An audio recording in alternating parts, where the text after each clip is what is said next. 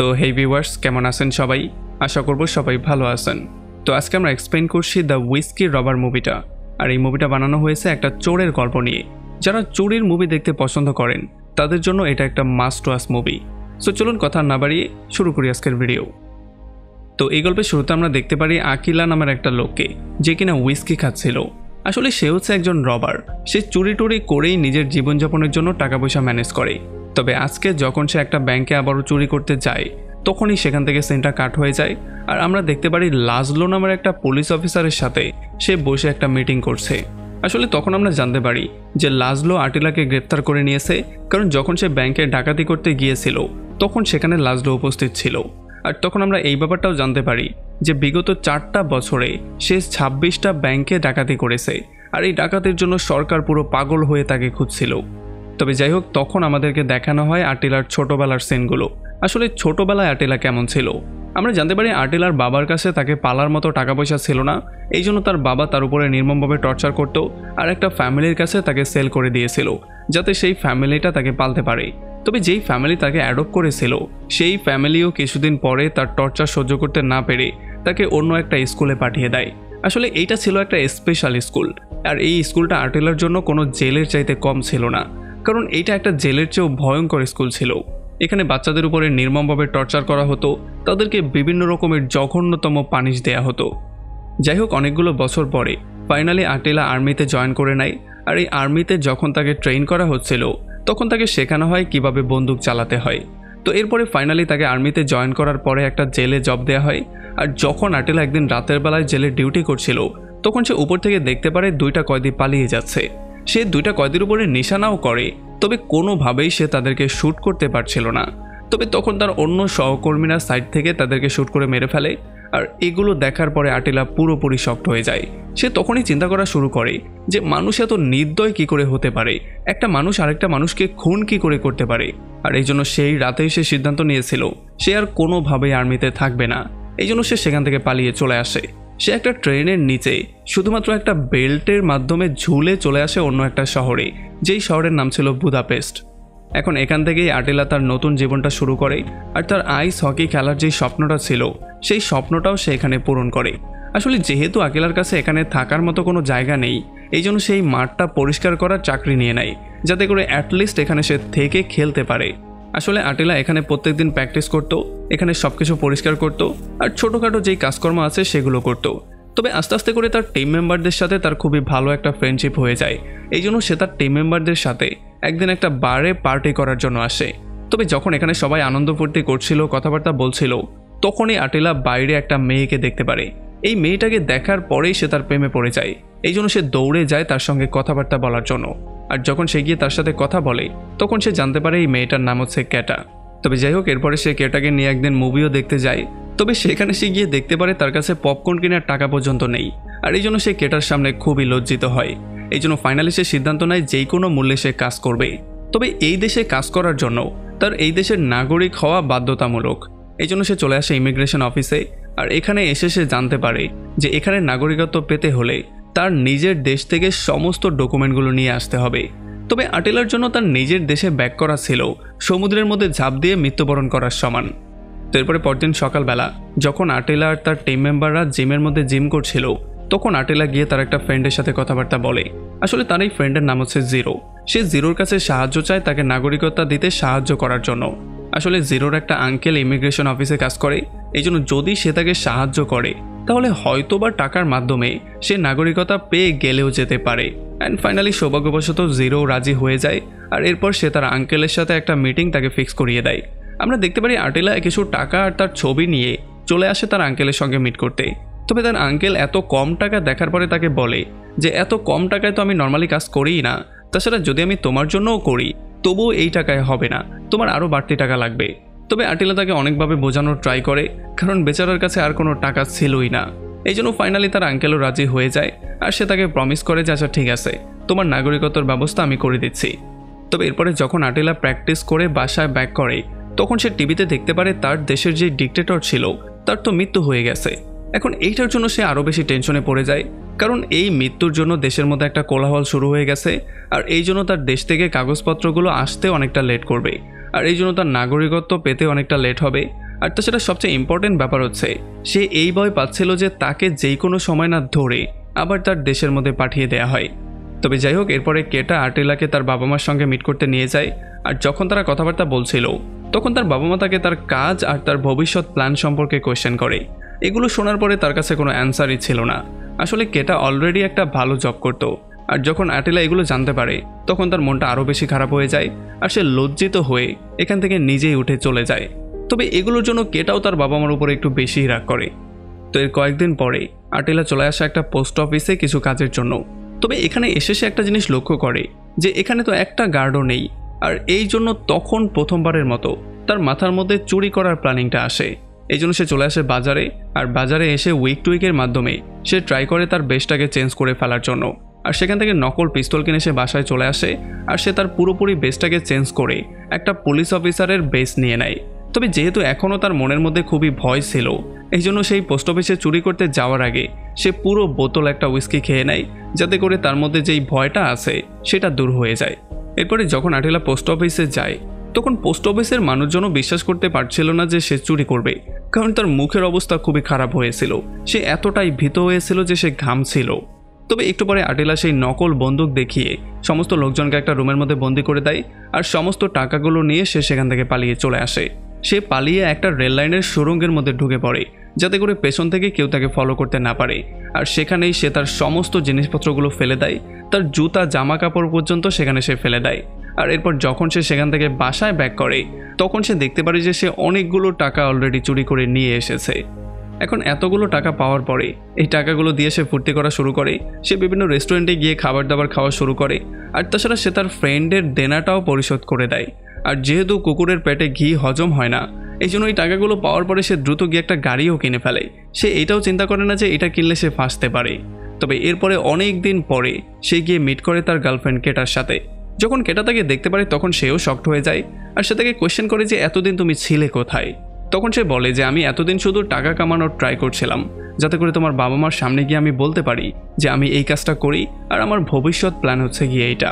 তবে এতদিন পরে কেটা তাকে দেখার পরে খুবই হ্যাপি হয়ে যায়, আর তারা দুজন মিলে এখানে খুবই সুন্দর একটা সময় স্পেন্ড করে। তো এর কয়েকদিন পরে যখন আর্টিলা তার প্র্যাকটিস থেকে বাসায় ব্যাক করে তখন তার সঙ্গে মিট করতে তার কিছু ফ্রেন্ড চলে আসে। আসলে তার ফ্রেন্ডের মনে হচ্ছিল যে হয়তোবা সে কোনো ব্যাংক ট্যাঙ্ক লুট করেছে মনে হয়, আর নয়তোবা এতগুলো টাকা সে একসাথে কোথায় পেল। কয়েকদিন আগে সে এখানে পরিষ্কার করার কাজ করত। তবে তখন আর্টিলা ব্যাপারগুলোকে ঘুরিয়ে দেয়। সে বলে যে আমি ভাল্লুকের চামড়া বিক্রি করার বিজনেস শুরু করে দিয়েছি, এই জন্য সেখান থেকে আমি একটু ভালোই ইনকাম করছি। এখন এর কয়েকদিন পরে যখন আর্টিলা তার সিন্দুকটা চেক করে তখন সে দেখতে পারে সে সমস্ত টাকাগুলো উড়িয়ে দিয়েছে। এখন সে বুঝতেই পারছিল না পরবর্তী দিনগুলো কি করে পার করবে আর টাকাগুলো কোথা থেকে ইনকাম করবে। এই জন্য সে ফাইনালি চিন্তা করে আরও একটা বড় চুরি করবে। এই জন্য এইবার সে একটা স্কুটার কিনে সেই স্কুটার দিয়ে চলে আসা একটা প্লেসে চুরি করার জন্য। এইবার সে চিন্তা করেছিল স্কুটার দিয়ে পালাবে, কারণ নর্মালি দৌড়ে পালাতে অনেকটা কষ্ট হয়।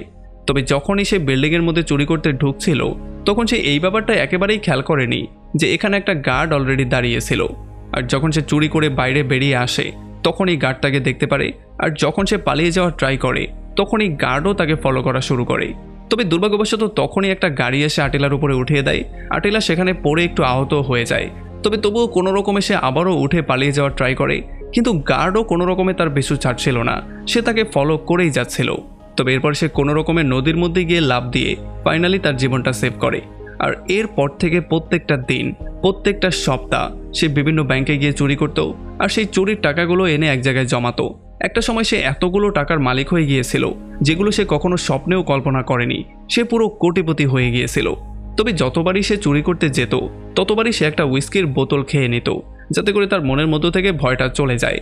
আর সেই যে চুরি করেছে সেটার প্রমাণ হিসেবে সে উইস্কির বোতলটা সেখানে রেখে আসতো, যাতে করে পুলিশরা বুঝতে পারে যে চোরটা হচ্ছে গিয়ে একজনই।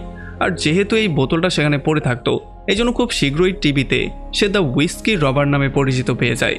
আর এই টাকাগুলো দিয়ে একটা পর্যায়ে সে কেটাকে নিয়ে পুরো একটা ওয়ার্ল্ড ট্যুর দেয়। আর যখন ইন্সপেক্টর লাজলো আর্টিলার এই গল্পটা শুনছিল তখন সেও পুরোপুরি শকড হয়ে যায়। সে চিন্তা করে আর্টিলার মতো একটা চোর যে কিনা চুরি করে তার জীবিকা নির্বাহ করে, তার মতো একটা চোর পুরো দুনিয়াতে ঘুরতে পারছে। আর আমার মতো একজন অফিসার যে কিনা সৎভাবে নিজের জীবিকা উপার্জন করে সে আজ পর্যন্ত দেশের বাইরেই যেতে পারেনি। তবে যাই হোক, এরপর আমরা আবারও আর্টিলার গল্পে চলে আসি।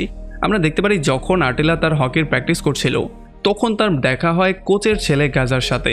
আসলে গাজা পরবর্তী ম্যাচে আটিলার সঙ্গে একই সাথে খেলবে, এই জন্য কোচ তার সঙ্গে তাকে পরিচিত করিয়ে দিয়েছে। তবে এর একটু পরে আটিলা চলে আসে আরও একটা ব্যাংকে চুরি করতে। তবে যখন সে চুরি করে পালিয়ে যাচ্ছিল তখন সে দেখতে পারে যে এইবার পুলিশরা একটু বেশি সতর্ক অবস্থায় আছে।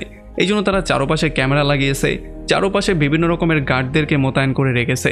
এই জন্য বাধ্য হয়ে আটিলাকে সেই ব্যাংকের ছাদের মধ্যে এসেই লুকাতে হয়। তবে যখন সে এখানে রেস্ট করছিল তখন তার ঘুম চলে আসে, আর পরদিন সকালবেলা যখন সে চোখ খোলে তখন সে দেখতে পারে সমস্ত পরিস্থিতি শান্ত। এই জন্য সে আস্তে করে সেখান থেকে পালিয়ে চলে আসে। আসলে আমরা দেখতে পারি এখন আর আটিলা নর্মাল কোনো চোর না, সে খুবই ফেমাস একজন চোর, তাকে দেশের সবাই চেনে। সে হচ্ছে দ্য হুইস্কি রবার। আর তাছাড়া সে এতটাই ফেমাস হয়ে গিয়েছিল যে খুব শীঘ্রই তাকে নিয়ে একটা মুভিও বানানো হয়। আর যেহেতু তার কাছে অনেক অনেক টাকা ছিল এই জন্য সেই টাকাগুলো দিয়ে সে মাঝে মধ্যে গরিবদেরকে সাহায্যও করে দিত। তবে যাই হোক, এরপর আমরা দেখতে পারি গাজাকে। আসলে গাজা একটা গাড়ির মধ্যে বসে যখন সিগারেট খাচ্ছিল তখনই সে দেখতে পারে আটিলা এখান দিয়ে যাচ্ছে। আসলে একটু আগে যেই ম্যাচটা হয়েছে সেই ম্যাচের মধ্যে আটিলার সঙ্গে তার অপোনেন্টের মারামারি হয়ে গিয়েছিল। আর যেহেতু গাজা ছিল তার পক্ষের খেলোয়াড় এই জন্য গাজাও তাকে গিয়ে সাহায্য করেছিল। আর এই ব্যাপারটাই আটিলার অনেক বেশি ভালো লেগেছিল। এই জন্য তারা দুজন চলে আসে একটা জায়গায় লাঞ্চ করার জন্য। আর এখানে যখন তারা কথাবার্তা বলছিল তখন কথায় কথায় একটু ফ্লোতে এসে আটিলা তাকে তার চুরি সম্পর্কেও বলে দেয়। সে বলে দেয় যে আমি বিভিন্ন ব্যাংকের মধ্যে চুরি করি, কারণ তার গাজার উপর একটু বেশি ভরসা হয়ে গিয়েছিল। আসলে আটিলা চাচ্ছিল পরবর্তী চুরিটা একটু বড় পরিসরে করতে, এই জন্য তার একজন পার্টনারের দরকার। আর সে গাজাকেই অফার করে তার পার্টনার হওয়ার জন্য। যদিও প্রথম দিকে গাজা একটু মনোমনো করছিল, তবে যখন সে জানতে পারে সেই হচ্ছে গিয়ে দ্য হুইস্কি রবার তখন সে আর এক বিন্দু সময়ও নেয় না, কারণ সে ছিল পুরো দেশের মধ্যে খুবই ফেমাস। তার সঙ্গে কাজ করার সুযোগটা তো সে কোনোভাবেই মিস করবে না, এই জন্য সে হ্যাঁ বলে দেয়। আর এর কয়েকদিন পরেই তারা দুজন চলে আসে একটা বিশাল বড় ব্যাংকের ডাকাতি করার জন্য। এখানে যখন তারা ডাকাতি করছিল তখন গাজাকে গেটের দায়িত্ব দেওয়া হয় যাতে করে কেউ আসতে যেতে না পারে, আর সে নিজে চলে যায় লকারের মধ্যে টাকাগুলো চুরি করার জন্য। আর ফাইনালি সেখান থেকে টাকাগুলো বের করে সেখানে একটা হুইস্কির বোতল রেখে দিয়ে তারা সেখান থেকে বাইরে বেরিয়ে চলে আসে। আর যেহেতু তারা সফলভাবে চুরিটা করতে পেরেছে এই জন্য তারা এইটার খুশিতে একটা পার্টি দেয়। তারা সেই পার্টিতে খুবই ফুর্তি করে, খুবই আনন্দ করে। তবে এর কয়েকদিন পরেই আটিলা দেখতে পারে যে গাজা তার বন্ধুদের সাথেও এই চুরির গল্পটা করছে। সে বলছিল তারা কিভাবে চুরি করেছে। এইটা দেখার পরে তার মাথাটা প্রচণ্ড গরম হয়ে যায়, এই জন্য সে গিয়ে তাকে প্রচণ্ড রাগারাগিও করে। তবে এতে করে কি হবে, যেটা হওয়ার তো হয়েই গেছে। এই জন্য পরদিন সকাল থেকেই আটিলার মনের মধ্যে একটা ভয় কাজ করত। সে আশেপাশে কোনো শব্দ পেলেও ঘুমাতে পারত না। তার মনে হতো এই হয়তোবা পুলিশ আসছে তাকে ধরার জন্য। তবে এর কয়েকদিন পরে আটিলা আর গাজা চলে আসে আরও একটা ব্যাংকে চুরি করার জন্য। এখানে তারা ব্যাংকের সামনে দাঁড়িয়ে ব্যাংকের সম্পর্কে বিভিন্ন তথ্য কালেক্ট করে। আর এরপরে ফাইনালি যখন তারা চুরি করতে যায় তখন শুরুর দিকে তো সবকিছু ঠিকই ছিল, তবে যখনই তারা লকারে যাওয়ার ট্রাই করে তখনই দুর্ভাগ্যবশত একটা সিকিউরিটি গার্ড লকারের মধ্যে নিজেকে ঢুকিয়ে বাইরে থেকেই নিজেকে টালা দিয়ে দেয়। তবে তখন বাইরে থাকা দিনমজুররাও তাকে দেখতে পারে। আর যখন সে তাদেরকে শাসানোর জন্য বন্দুক নিয়ে বাইরে আসে তখন বাইরের মানুষজনও তার পেছনে লেগে যায়। আর এই ব্যাপারটা দেখার পরে তারা দৌড়ে সেখান থেকে পালিয়ে যাওয়া শুরু করে। আটিলা আর গাজা দুজন দুই দিকে পালিয়ে যায়। আটিলা গান দেখিয়ে একটা লোকের গাড়ি নিয়ে সেই গাড়ি দিয়ে পালিয়ে যাওয়ার ট্রাই করে। তবে তখনই সেখানে পুলিশ চলে আসে, আর পুলিশের সাথে রেস করতে গিয়ে সে অন্য একটা গাড়ির সাথে অ্যাক্সিডেন্ট করে ফেলে। তবুও কোনো রকমে চাবি দিয়ে স্টার্ট করে সে সেখান থেকে কোনো রকমে পালিয়ে চলেই আসে। যদিও এতে সে একটু আহত হয়ে গিয়েছিল, এই জন্য যখনই সে বাসায় ব্যাক করে তখন সে দেখতে পারে তার ঘাড়ের মধ্যে কাঁচ ঢুকে গেছে, যে জন্য তার প্রচণ্ড ব্যথা করছে। তবে যখন সেগুলো বের করছিল তখনই এখানে কেটা চলে আসে, আর সে তার এই অবস্থা দেখার পরে পুরো স্তব্ধ হয়ে যায়। সে তাকে তেমন কিছুই বলে না আর চুপচাপ সেখান থেকে বেরিয়ে চলে যায়। তো এর কয়েকদিন পরে আটিলা আর গাজা আবারও নতুন করে একটা চুরির প্ল্যানিং করে। তবে এইবার আটিলা এই ব্যাপারটাও চিন্তা করে রেখেছিল যে যদি কোনো উল্টাপাল্টা হয়ে যায় তাহলে তারা কি করবে। আমরা দেখতে পারি সে তার প্ল্যানিংটা গাজাকে খুব ভালো করে বুঝিয়েও দেয়, আর সে এইটাও তাকে ক্লিয়ার করে বলে দেয় যে যদি আমাদের মধ্যে কেউ পুলিশের হাতে ধরা খাই তাহলে 3 ঘন্টার মধ্যে তো তার সঙ্গে কোনো রকমে কোনো কথাবার্তা বলা যাবে না, কারণ যদি আমরা 3 ঘন্টার মধ্যে তার সাথে কথা না বলি তাহলে 3 ঘন্টা পরেই উকিলের মাধ্যমে আমরা অন্যভাবে সেখান থেকে বেরিয়ে চলে আসতে পারবো। আর এটার জন্য গাজা রাজি হয়ে যায়। আর এর কয়েকদিন পরেই তারা চলে আসে বিশাল বড় একটা ব্যাংকের ডাকাতি করার জন্য। এখানে আসার সঙ্গে সঙ্গে তারা দুজন দরজা বন্ধ করেই গাজাকে দায়িত্ব দেওয়া হয় সমস্ত মানুষকে জিম্মি করার, আর সে নিজে চলে আসে টাকাগুলোকে খুঁজে বের করার জন্য। ফাইনালি সে লকার থেকে সমস্ত টাকাগুলো নিয়ে যখনই এখান থেকে তারা পালিয়ে যাবে তখন তারা দেখতে পারে অলরেডি পুলিশ তাদেরকে চারপাশ দিয়ে ঘিরে ফেলেছে। এটা দেখার সঙ্গে সঙ্গেই আটিলা দরজার উপর একটা গুলি করে দেয়। এই জন্য এখানে একটা হট্টগোল শুরু হয়ে যায়। আর এই হট্টগোলের জন্য তারা কোনো রকমে গাড়ি দিয়ে পালিয়ে যাওয়ার ট্রাই করে। তবে ফাইনালি এখানে গাজাকে ধরে ফেলা হয় আর আটিলা কোনো রকমে সেখান থেকে পালিয়ে চলে যায়। আসলে গাজা জানতো যে 3 ঘন্টার মধ্যে কোনোভাবেই মুখ খোলা যাবে না, পুলিশদের সাথে কোনোভাবেই কথাবার্তা বলা যাবে না। এই জন্য যখন পুলিশরা তাকে জিজ্ঞাসাবাদ করছিল তখন সে কিচ্ছু বলছিল না, একেবারে চুপচাপ বসেছিল। আর এই জন্য পুলিশরা তাকে ধোলাই করা শুরু করে। তাকে আচ্ছা মতো পেটানোর পরে যখন বারবার করে তাকে একটাই কোয়েশ্চেন করা হচ্ছিল, তখন বাইরে আটিলা ট্রাই করছিল যেই কোনো মূল্যে তাকে পুলিশের হেফাজত থেকে বের করতে, কারণ যদি সে বেরোতে না পারে তাহলে তার খেলাও এখানে শেষ হয়ে যাবে। তবে এদিকে যখন গাজা মার খাওয়ার মধ্যেও পুলিশকে জিজ্ঞেস করে যে এখন কয়টা বাজে, তখন পুলিশ ক্লিয়ারলি বুঝতে পারে যে সে হয়তোবা কারো আসার জন্য অপেক্ষা করছে। আর এই জন্য পুলিশ তাকে দ্রুত একটা অন্য রুমের মধ্যে নিয়ে যায় আর তাকে একটা স্পেশাল ট্রিটমেন্ট দেওয়ার ব্যবস্থা করে। আসলে এই রুমের মধ্যে যেই ঘড়িটা লাগানো হয়েছে সেই ঘড়িটা খুবই স্পিডে চলছিল, এই জন্য খুব দ্রুতই এখানের 3 ঘন্টা শেষ হয়ে যায়। আর যখন পুলিশ তাকে জিজ্ঞাসাবাদ করা শুরু করে তখন সে দেখতে পারে 3 ঘন্টা পরেও আটিলা তাকে ছাড়াতে আসেনি। এই জন্য সে পুলিশকে সমস্ত সত্যিটা বলে দেয়। আর এই সত্যিটা জানার পরে পুলিশ দ্রুত চলে আসে আটিলাকে ধরতে, আর আটিলাকে ধরে তারা ফাইনালি জেলেও নিয়ে আসে। আর এরপরে জেলে যখন কেটা তার সঙ্গে মিট করতে আসে তখন সে জানতে পারে যে কেটা আসলে অন্য একজনের সাথে অলরেডি ডেট করা শুরু করে দিয়েছিল, কারণ সে আটিলার সাথে আর থাকতে চায় না। তার মতো একটা চোরের সাথে সে কোনোভাবেই থাকতে চায় না আর বারবার তার হার্ট ব্রোকেন করতে চায় না। তবে এইটা শোনার পরে আটিলার মনটা ভেঙে চুরমার হয়ে যায়, কারণ সে এখন নিজেকে একা মনে করছে। এতদিন সে ভাবতো যে শহরের মধ্যে একজন তো অন্তত আছে যে কিনা আমাকে নিয়ে চিন্তা করে, যে কিনা আমার আসার অপেক্ষায় থাকে। তবে আসলে এই ব্যাপারটাও ছিল মিথ্যা। আর এরপর আমরা দেখতে পারি আটিলা আর আজলো দুজন সামনাসামনি বসে আছে। আর এই গল্পটা শোনার পরে আজলো তাকে প্রমিস করে যে আমি তোমাকে জঘন্য থেকে জঘন্য শাস্তি দিব, আমি তোমার সর্বোচ্চ শাস্তির ব্যবস্থা করব। আর এইটা বলেই সে তাকে জেলের মধ্যে ঢুকিয়ে দেয়।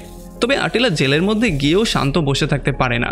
সে জেলের মধ্য থেকে কোনোরকম একটা কেবল বের করে সেটা দিয়ে একটা রশির মতো বানিয়ে সে জানলা দিয়ে পালিয়ে যাওয়ার ট্রাই করে। অনেকগুলো জানালা পার করে কোনো রকমে সে এখান থেকে পালিয়েই যাচ্ছিল। তবে তখনই পুলিশ এই খবরটা জেনে যায় আর তাকে ধরে আবারও এনে জেলের মধ্যে বন্দি করা হয়। তবে আটিলাও এই সিদ্ধান্ত নিয়ে নিয়েছিল যে সে তার দেশ থেকে এত ভয়ঙ্কর একটা জার্নি পার করে এই দেশে জেলের মধ্যে পচে মরার জন্য আসেনি। সে এখান থেকে যেই কোনো মূল্যে পালিয়েই ছাড়বে। আর এমনই একটা ভয়ঙ্কর পয়েন্টে এই পুরো মুভিটা এখানে শেষ হয়ে যায়। তো আপনি আমাকে কমেন্ট করে জানান আটিলা যে লাস্টে ধরা খেলো এটা কি ঠিক ছিল নাকি তার পালিয়ে যাওয়াটাই ছিল উত্তম। আমাকে কমেন্ট করে এটা জানান। আর ভিডিও ভালো লাগলে অবশ্যই একটা লাইক করবেন।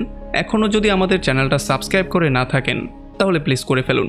তো আমাদের দেখা হবে অন্য কোনো ভিডিওতে অন্য কোনো একদিন। Till then take care.